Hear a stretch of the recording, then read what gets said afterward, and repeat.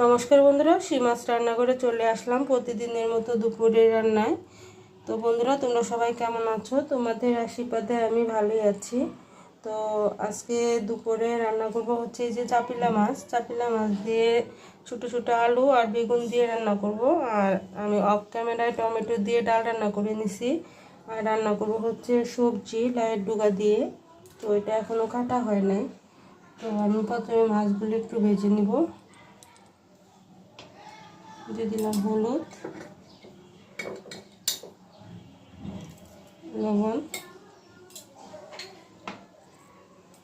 প্যানটা গরম হয়ে গেছে, তেল দিয়ে দিলাম। এটার মধ্যে ভাজলে কি হয়, মাছটা সুন্দর হয়ে উঠে।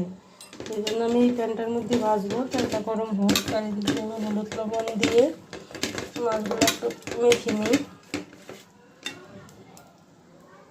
তো মাছগুলো মাখা হয়ে গেছে হলুদ আর লবণ দিয়ে, এখন ভেজে নিব।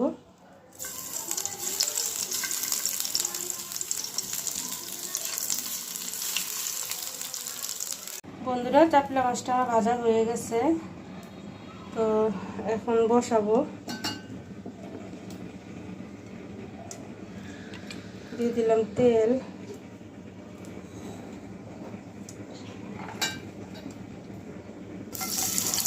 পেঁয়াজ,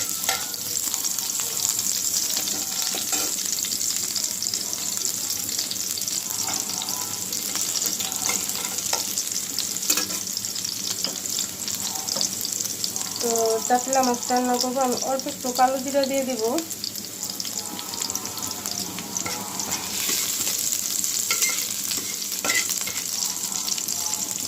পেঁয়াজটা আমি হালকা একটু ভেজে নেব। আর এই কড়াইতে আমি সবজিটাও বসিয়ে দিব। এই যে আলু, ছোট ছোট আলু, বেগুন, তারপরে হচ্ছে লাইয়ের ডুগা আর হচ্ছে টমেটো, সব একসাথে। আগে মাছটা বসিয়ে নিই। দিয়ে দিব পেঁয়াজ বাটা আর জিরা একসাথে বাটা।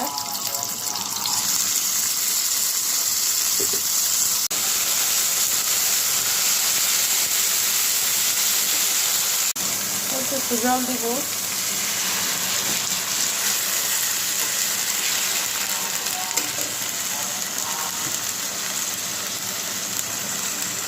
মরিচের গুঁড়া, হলুদের গুঁড়া আর একটু মরিচের গুঁড়া দিব। মরিচের গুঁড়াটা যেমন ঝাল না। দিয়ে দিব লবণ।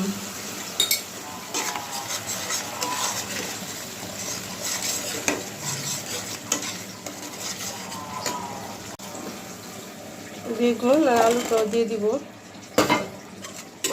গ্যাস থাকলে বেগুন আলুটা আমি একটু হালকা ভেজে নিতাম, তো গ্যাস কম, ওই জন্য আর ভাজি নেই।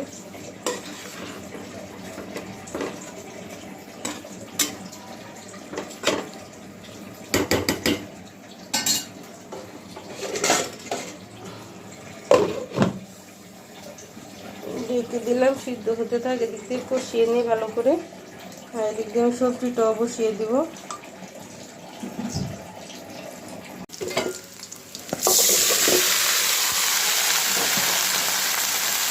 সবজিগুলো দিয়ে দিলাম। হলুদ,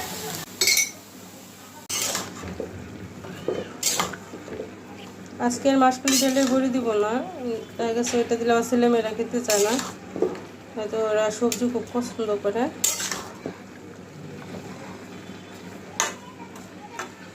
এখন দিয়ে দিব। এদিক দিয়ে আমার বেগুন আলুটা কষানো হয়ে গেছে, জলটা দিয়ে দিব।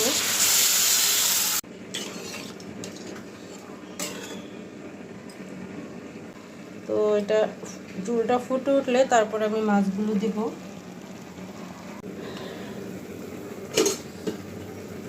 মাছগুলি দিয়ে দিব। ঝোলটা ফুটে উঠছে।